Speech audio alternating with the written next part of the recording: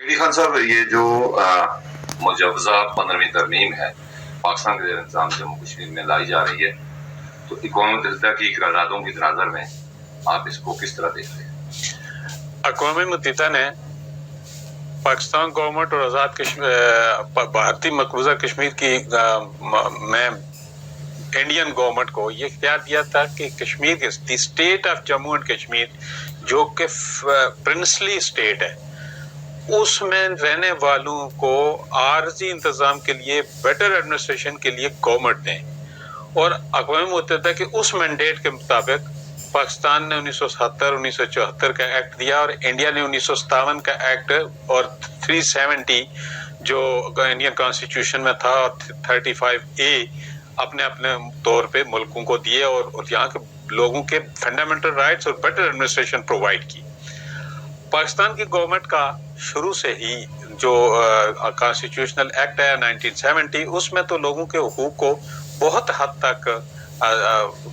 Secure किया गया, लेकिन एक्ट 1974 जो था उसमें पाकिस्तान की गवर्नमेंट ने एक दरमियान में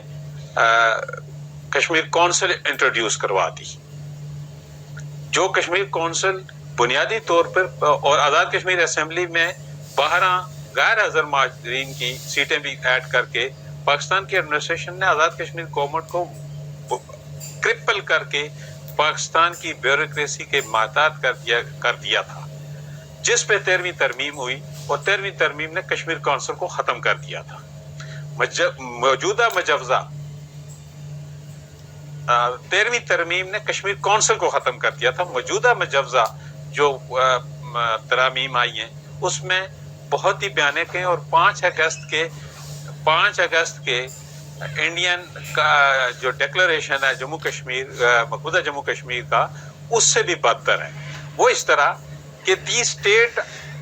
ऑफ जम्मू एंड कश्मीर का लफ्ज़ पूरे के पूरे कॉन्स्टिट्यूशन से मिटा दिया गया। जब दी state of Jammu and Kashmir का लफ्ज़ मिटा दिया गया तो स्टेट सब्जेक्ट लॉज 1927 जो हैं वो रिडेंडेंट हो गए, बेअसर हो गए। अब मलिक रियाज भी आज़ाद कश्मीर में आके ज़मीनें खरीदेगा, उसके अलावा DHA बनेगी और उसके साथ साथ ये आज़ाद कश्मीर के वसाइल जो टूरिज्म के वसाइल हैं ये पाकिस्तान का तमाम एंटरप्रेन्योर खरीद लेगा। कश्मीर काउंसिल को एक बदतरीन शक्ल में दोबारा बहाल कर दिया गया। पाकिस्तान का ये जो इस वक्त का इक़दाम है ये गैर आईनी है, यूनाइटेड नेशन की अपनी करारदादों की वाज़ेह खिलाफ वर्जी है। आप ये देखें कि लफ्ज़ से स्टेट ख़त्म करने से आपका तराना ख़त्म है, आपका झंडा ख़त्म है, स्टेट की रिकॉग्निशन ख़त्म है और मसला कश्मीर ख़त्म है। दूसरे लफ्ज़ों में ये शिमला माहिदे की अमली तकमील है। इन हालात में आप इंडिया को कैसे कहेंगे इंटरनेशनल फोरम में कि वो कश्मीर के मसले में वहाँ आप समझे कि 15वीं तरमीम को लाकर इसको बायलैटरल कर दिया गया? नहीं, 15वीं तरमीम तसलसल है शिमला माहिदे का। इंडिया और पाकिस्तान दोनों पे अब step by step with consent इस पे अमल दरामद कर रहे हैं और कश्मीरियों से कोई नहीं पूछा जा रहा है। और जब किसी कौम से इस तरीके से उस पे कब्जा होता है तो तारीख और फितरत का ये उसूल है कि वहां से जो तहरीक उठती है वो जो लोग गासिब होते हैं उनको अपने लपेट में लेती है। आखिरी सवाल है कि इस पूरे मसले में हमारी जो हक गुज़ारियत का जो प्लान करते रहे हिंदुस्तान और पाकिस्तान ने UN में भी एग्रीमेंट किया, फिर आज़ादें भी थी, यहाँ भी हम गुज़श्ता 75 साल से सुन रहे हैं, तो हमारा हक गुज़ारियत कहीं है? हम उसका बाय बर्थ राइट है और इसको इंटरनेशनल फोरम्स और इस्लामाबाद और दिल्ली की बात कर रहा हूं। दिल्ली और इस्लामाबाद के पास हमारा हक खुद अरादियत नहीं है। हक खुद अरादियत 2 करोड़ कश्मीरियों का अपने पास है और उसको वो एक्सरसाइज करने का उनका इख्तियार है। इस इख्तियार को कोई भी हुकूमत जबर के साथ, बंदूक के साथ तवील अरसे तक नहीं छीन सकती। इसमें कोई शक नहीं है कि हमारी गलतफहमियों की बिना पे, हमारे कम अकली की बिना पे, हमारी क़यादत न होने की बिना पे 75 ईयर्स से हम लोग सबजुडिकेट हैं 2 हुकूमतों के और उस पर एक और हुकूमत भी है जो चाइना मौजूद है। लेकिन बावजूद इसके तहरीक आज़ादी जारी और सारी रहेगी। 101 अमेंडमेंट से ले आई है, लेकिन मैं ये जरूर कहूँगा कि आज़ाद जम्मू कश्मीर भी उसी तरह कश्त-ओ-फ़ोन का मरकज़ बनेगा जिस तरह श्रीनगर बना था। ये بیوروکریسی جو بیٹھ کے فیصلے کر رہی ہے اور انٹرنیشنل جو سٹیک ہولڈرز ہیں وہ کشمیر کے جو فیصلے کر رہے ہیں، یہ دیر پا کبھی ثابت نہیں ہو سکتے، بلکہ فیصلے کرنے والے اس کی لپیٹ میں آئیں گے۔ آزاد کشمیر کے لوگوں کو پاکستان سے اور پاکستان کی فوج سے نفرت پیدا کرنے کے لیے ڈیفنس منسٹر کو اور ایک یہاں لوکل ٹورزم ڈیولپمنٹ اتھارٹی بنائی گئی اور اس کے اندر فوج کو ملوث کیا گیا ہے، جس سے فوج اور پاکستان کے خلاف 40 لاکھ لوگوں میں ایک نفرت پیدا ہوگی، کیونکہ نوجوانوں کا روزگار، نوجوانوں کا مستقبل، یہاں کے لوگوں کی زمین جائیداد اسٹیٹ سبجیکٹ لاز کی وجہ سے تمام چھن جائیں گی، اور یہاں کا ایک نوجوان یا بٹلر ہوگا،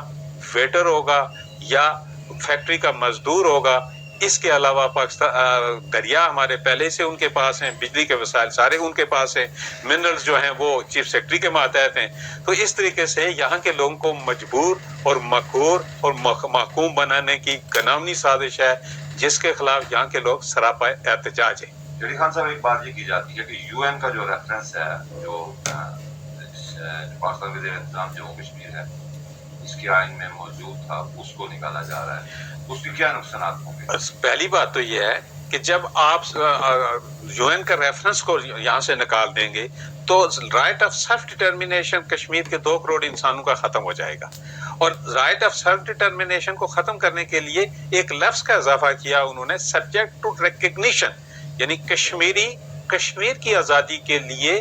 انڈیا اور پاکستان کی اجازت لے کے بولیں گے۔ وہ کسی فورم پہ ایون کہ وہ اپنے ملک کے اندر کشمیر کی آزادی کی بات نہیں کر سکتے، جس طرح کہ ہالوکاسٹ کا قانون بنایا گیا کہ ہالوکاسٹ کے اوپر کوئی آدمی گفتگو نہیں کر سکتا، بہنے ہی یہ لفظ ایڈ کر کے اس میں یہ کیا گیا ہے کہ آزاد کشمیر کا آدمی اپنی رائٹ آف سیلف ڈٹرمنیشن کی بات نہیں کر سکتا، اور وہاں بھارت نے وہاں یہ پابندی لگا دی کہ وہاں کوئی آدمی یونین ٹیریٹری کے خلاف بات نہیں کر سکتا، یہاں سیلف ڈٹرمنیشن کی بات نہیں کر سکتا۔ میرے خیال میں انٹرنیشنل لاز کی خلاف ورزی کرتے ہوئے پاکستان کی اسٹیبلشمنٹ نے 5 اگست کو مودی کو یہ تحفہ دے رہے ہیں، جو 31 اگست کو یہاں ایک مطلب مجوزہ ترامیم پیش کر رہے ہیں، اس کے اندر یہاں سب سے بڑی بات آزاد عدلیہ کا تصور ختم، 40 لاکھ کے خطے میں 2 بجٹ ہوں گے اور 3 حکمران ہوں گے۔ کشمیر کونسل حکمران ہے، حکومت پاکستان دفعہ 56 کے تحت حکمران ہے، 19 کے تحت آزاد کشمیر کی حکومت حکمران ہے۔ آزاد کشمیر کا یہ نام نہاد وزیر اعظم کی حیثیت یہ ہوگی کہ یہ جا کے وزیر اعظم پاکستان کو صبح پوچھے گا بٹلر کی طرح کہ حضور حکم ہو تو چائے کی پیالی پیش کروں۔ کیا سمجھتے ہیں کہ یہ جو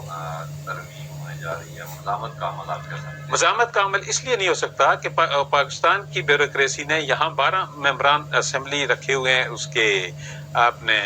مہاجرین کے، جو ان کے ہاتھوں میں ہیں۔ آزاد کشمیر کی بیوروکریسی، آزاد کشمیر کے ریسٹ آف جو آزاد کشمیر کی سیاسی قیادت ہے، وہ اتنی مجبور، مقہور اور لالچی بن چکی ہے اور کرپٹ ہو چکی ہے کہ ان میں یہ تو سمت نہیں ہے، لیکن سول سوسائٹی، وکلاء، طلباء، یہ سارے اس کے خلاف مزاحمت کرتے ہیں، ان کی مزاحمت موجود ہے، اور یہ مزاحمت کسی وقت بھی کوئی سخت قسم کا رویہ بھی اختیار کر سکتی ہے، جو سالمیت پاکستان کے خلاف بھی جا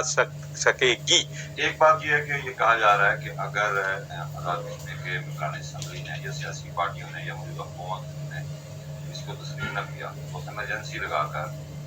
اس کو کر دیا جائے گا، جس طرح ہم نے دیکھا 5 اگست 2019 کو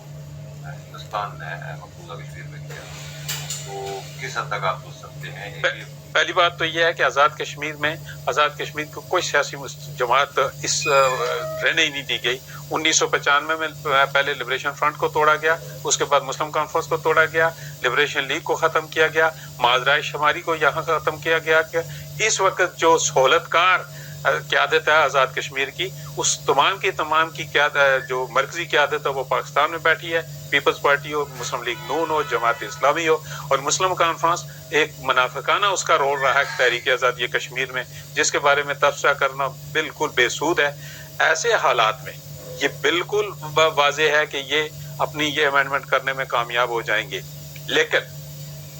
یہ الگ بات ہے کہ جو اس وقت سول سوسائٹی کا پریشر ہے اس سہولتکار قیادت پہ، ممکن ہے کہ وہ انکار بھی کر دے، اور ان کے انکاری کی صورت میں 56 کا بالکل یہاں ہو سکتا ہے۔ یہاں ایک بات میں عرض کروں گا کہ